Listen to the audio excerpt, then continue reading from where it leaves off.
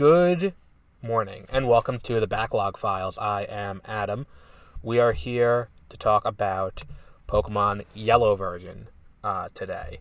Last week we talked about Pokemon Red and Blue. Today we're talking about Pokemon Yellow, this is the first time that I've seen that I remember a game doing this. Where I remember a game basically doing DLC, for lack of a better word. And that's something that, I've talked about it when I talked about the back on Beware of Spoilers last year when I talked about Scarlet and Violet doing DLC instead of doing a third version. How it's like, I kind of like the trade-off because I don't have to play through the entire story again to do that, and paying, I'm only paying $30 and I don't have to play through the main story again. That is kind of a good trade-off.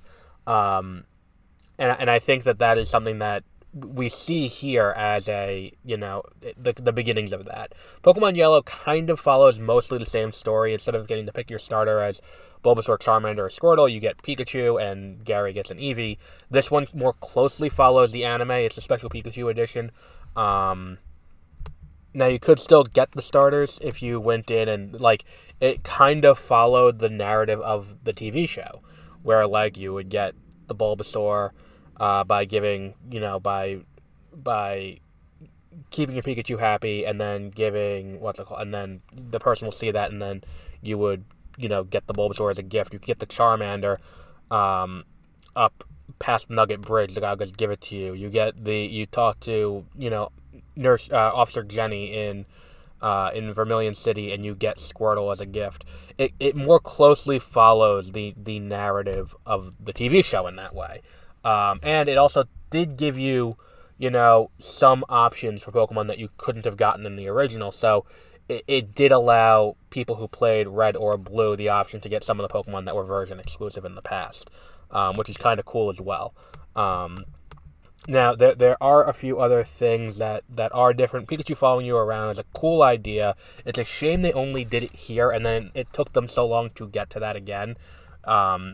First, when they brought it back for Amity Park in Diamond Pearl Platinum, and then full on in Heart Gold and Soul Silver, but that's over a decade later. It took a long time to get back to the Pokemon following you mechanic, and then even that was something that didn't quite stay from that point on.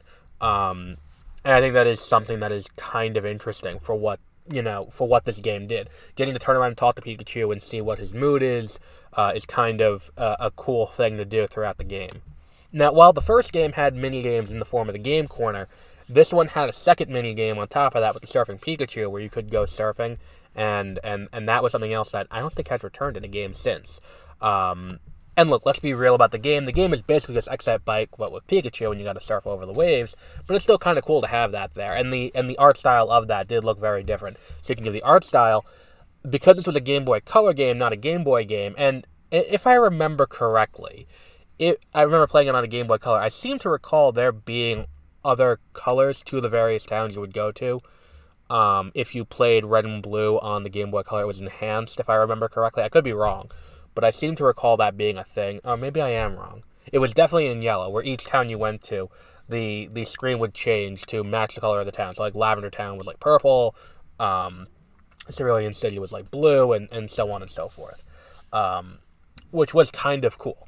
And it's the kind of thing where it's they're innovating. They aren't just, and we'll get to this way down the line, but they aren't just resting on their laurels. They're doing something different, and it's really shaking up how this game looks. And it's a small thing, but it showed that look, they're, even within the generation, they're trying. I don't think this introduced any new Pokemon. I think everything was kind of just there, and I think the Surfing Pikachu even came from Stadium, if I remember correctly. On the N64, which we'll talk about next month, but that is, it's something cool. Jesse and James are in the game, too, so you're fighting Team Rocket like in the TV show, and I think this is a really cool idea. I don't know why they never really did this again.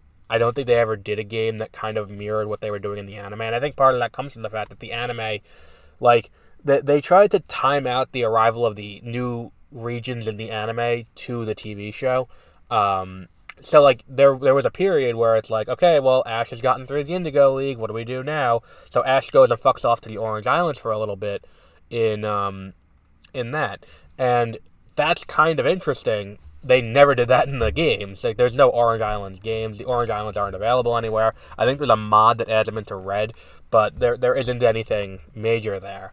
And if you look at like what was going on with what's it called, with how the game was being set up at the time, it doesn't quite feel like they're doing anything like that big to line up. Where it's like, what was going, and to an extent too, the anime never really departed from its typical story, so there was nothing to really mirror in the game. The only real difference would be if they changed the Elite Four and had it be a tournament at the end, where it's like it's all characters you met, which would be kind of cool, I think. Like if they did that, like in an upcoming game, like when they do Gen 10, whenever that is.